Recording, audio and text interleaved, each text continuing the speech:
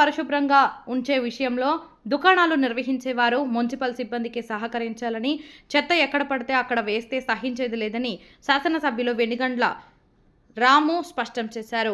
1-2 సార్లు హెచ్చరికలను పట్టించుకోకుండా రోడ్డు మీద దుకాణ యాజమాన్యం చెత్త వేస్తున్నట్లు గమనిస్తే అటువంటి వారికి నోటీసులు ఇచ్చి దుకాణాలను అవసరమైతే మూసివేయాలని పరిశుభ్రత ప్రధాన ఎజెండాగా గుడివాడలో అందరం కలిసి నడుద్దామంటూ ఎమ్మెల్యే రాము స్పష్టం చేశారు.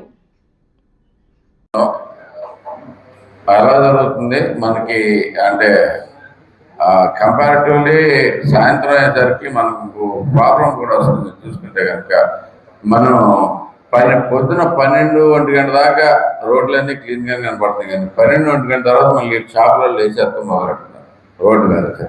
అది మాత్రం మీరు అందరూ ఫోకస్ చేసి ఎట్టి పరిస్థితుల్లోనూ ఎవడో బయట వేయకుండా చూసుకోమంటే ఇంకో 2 గంటలు ఇంకో 4 గంటలు ఉంటే వచ్చి మనమే పట్టుకెళ్ళేటప్పుడు వాళ్ళకి అంత ప్రాబ్లం ఏముంటుంది. అది మంచిగా వెళ్ళేటప్పుడు పెట్టేటట్లయితే ఒక చోట పెట్టి వెళ్ళిపోతే అంతా క్లీన్ చేసుకుని మనల్ని కూడా వెళ్ళిపోతారు. వాళ్ళు లేట్ అయిపోతున్నారు. ఎన్నింటి నుంచి మొదలెడుతున్నారు మీరు ఒకసారి ప్రాసెస్ ఎట్లా జరుగుతుంది చెప్పండి. ఈవినింగ్ 6కి మస్టర్ అయ్యి 2 టీంలు ఉంటాయి సార్. 2 టీంలు మన ఆఫీస్ దగ్గర మస్టర్ ఉంటుంది. మస్టర్ అయ్యి 2 టీంలు ఒక సైడ్ ఏమో ఏలూరు రోడ్డు, ఒక సైడ్ ఏమో ఇటు నుంచి బస్ స్టాండ్ సైడ్ స్టార్ట్ చేస్తాం సార్. మెయిన్ రోడ్డు పక్కన ఉన్న కమర్షియల్ షాపులన్నీ కూడా కమర్షియల్ షాప్స్ అన్ని door to door collection plus first round లో మొత్తం డోర్ టు డోర్ కలెక్షన్ చేసుకుంటూ వెళ్తారు సార్. మొత్తం ఇటు నుంచి ఎండకి వెళ్తారు, మళ్ళీ ఇటు నుంచి బస్ స్టాండ్ వైపు ఎండకి వెళ్తారు. కలెక్షన్ అయిపోయేటప్పటికి ఆల్మోస్ట్ 10 దాటి సార్. అయిపోయిన తర్వాత మరలా కొంతమంది అప్పుడు క్లోజ్ చేసి వెళ్ళిపోతారు, కొంతమంది మిస్ అయిన ఏరియాలు కూడా ఉంటాయి సార్. వాళ్ళు రోడ్డు పక్కన పెట్టేసి కూడా వెళ్తారు కొంతమంది. అవన్నీ మళ్ళీ క్లీన్ చేసుకుంటా రోడ్డు బ్రషింగ్ స్వీపింగ్ చేసుకుని నైట్ 1-1:30కి క్లోజ్ చేస్తారు సార్. బాగుంది. కానీ మా దాంట్లో మరి మీరు అబ్జర్వ్ చేశారా లేదా? రోడ్డు మీద మాత్రం మళ్ళీ వేస్తా ఉన్నారు. 2 రోజులు మానేశారు. ఫస్ట్ లో బాగానే ఉంది.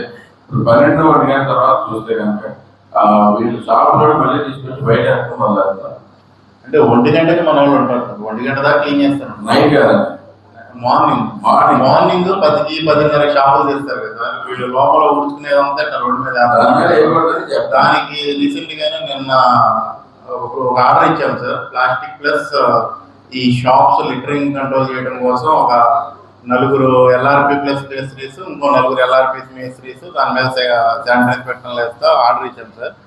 నిన్న సాయంత్రం నుంచి స్టార్ట్ చేశారు. వీళ్ళ డ్యూటీ ఏంటంటే ఏ షాప్ ముందు అయితే చెత్త ఉందో వాళ్ళకి చెప్పడము, 1-2 సార్లు చెప్తాము, 3వ సారి ఫైన్ వేయడము.